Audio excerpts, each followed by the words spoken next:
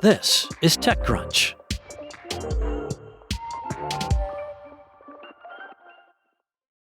Prometheus, the physical AI startup co-founded by Jeff Bezos and Vic Bajaj, announced it raised $12 billion at a $41 billion valuation. The new funds came from Bezos himself, as well as from J.P. Morgan Chase, Goldman Sachs, and BlackRock, among others. This is the second fundraise round for Prometheus, which launched late last year with an initial raise of $6.2 billion. That's according to CNBC. Prometheus is building what it calls an artificial general engineer, which is software capable of automating the design and manufacturing of complex physical systems, from jet engines to drug compounds. Now, the ambition is sweeping: replace large swaths of engineering work with AI. Although the startup will automate many aspects of an engineer's job, Bezos told CNBC that the productivity gains AI delivers will lead to what he calls labor scarcity, his term for a world where demand for human workers outpaces supply. Now, that puts him at odds with a number of prominent voices in tech. While some AI leaders predict widespread job losses, Bezos sees it differently. He said, "Significant productivity in the economy is going to raise the standard of living. People who today have two-earner households, they'll become one-earner households. Maybe some people who are working overtime will stop working overtime." The company, which currently has 150 employees across offices in San Francisco, London, and Zurich, is keeping the specifics of what it has already built under wraps. Bezos indicated that a large portion of the capital will go toward the company's large compute needs. Bezos knows something about labor at scale. Amazon, where he serves as executive chairman and is the largest individual shareholder, employs more than 1.5 million people worldwide, and over the past year, under CEO Andy Jassy, has laid off tens of thousands of people as the company has accelerated its own automation push.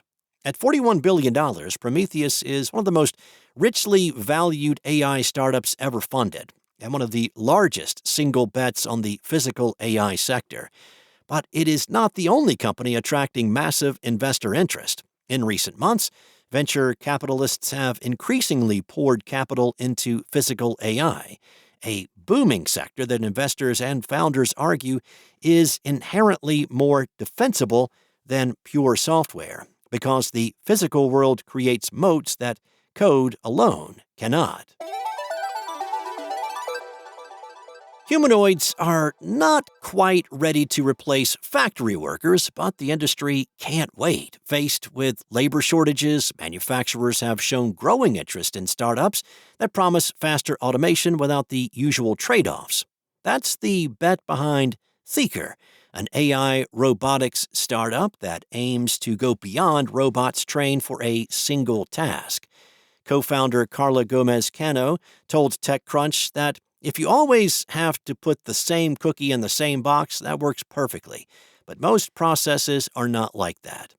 Theker is designed for that messier reality.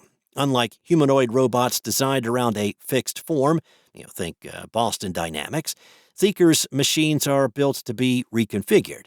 Their hands, arms, and overall form can be swapped out or resized depending on the task, whether that's sorting packages, packing clothing, or handling bottles and cans in a warehouse.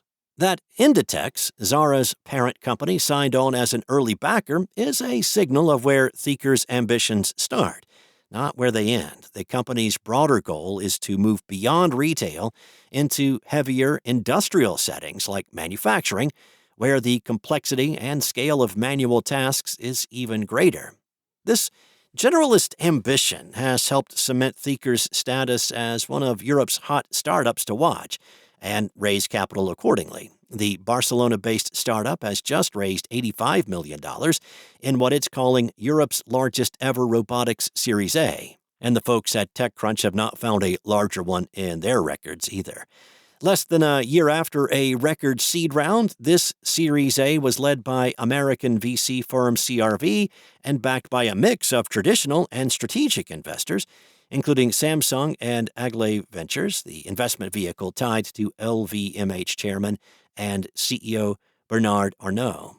Gomez-Cano said Samsung is not a client yet, but that the two are in advanced discussions. Theker would welcome having the Korean company as a customer, supplier, and investor simultaneously, a trifecta that would give the startup both revenue and credibility in manufacturing at scale.